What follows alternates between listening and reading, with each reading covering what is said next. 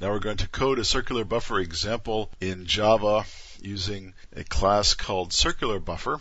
This is going to maintain the actual data inside the circular buffer, and internally it's going to be an integer array. The circular buffer will actually be an array named data of integer objects, and you have a head and a tail position inside the array. We're going to use Java code to treat the array as a circular buffer. So when you first start, you create a circular buffer object using the constructor, and you set the number of integers you want to store in the circular buffer. This is going to create the new integer array to the number of integers you have passed to the circular buffer constructor, and it's going to store that as the data array. So you could store an array of 100 items or 1,000 items or 10,000 integer items if you wanted to. You just pass that number to the circular buffer constructor. We're going to initialize the head and the tail positions both to 0.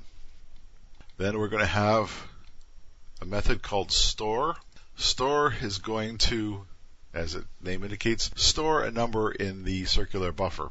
And if you want to store a value, you just pass that value to the store method, and the store method is going to return true if it's a Boolean value. It's going to return true if it was able to store the value, false otherwise. So it's first going to check if the buffer is full. So if the buffer is not full, we're going to create a buffer full method down here that's going to return true or false whether or not the buffer is full, indicating whether or not the buffer is full, and we're going to create that method in just a moment. So if the buffer is not full, we can store a data item, and the data item you write to the tail. So you store the data item in the data array at the tail location and then increment the tail location. So that in one line really is the essence of the whole thing. You store the storing process. You store data at the tail location in the data array, and then you increment the tail location. You have to check if the tail is equal to the length of the array. It's the last item in the array. You're going to have to wrap it around and bring it back to the 0 location again. So if the tail item is at the end of the array, you're going to have to bring it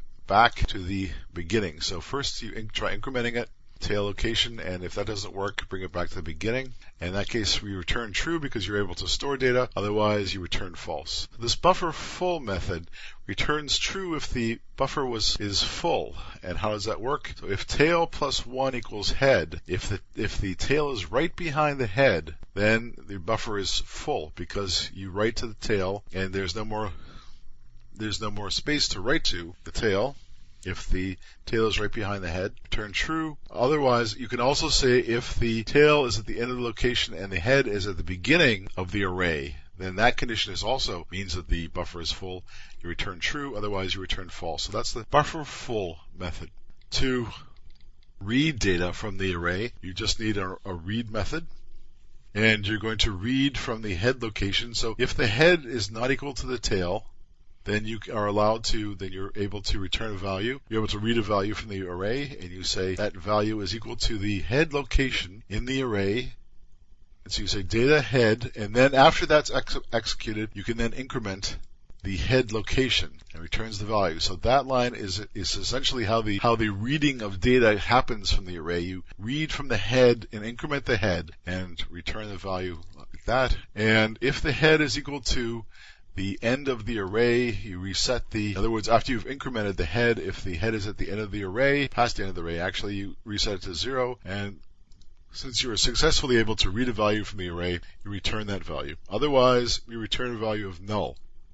That shows that the read was unsuccessful because there's no data, and you have to return a value of null. So that is the implementation of the circular buffer class, and we're going to put the circular buffer class to work coming up next as we test it out.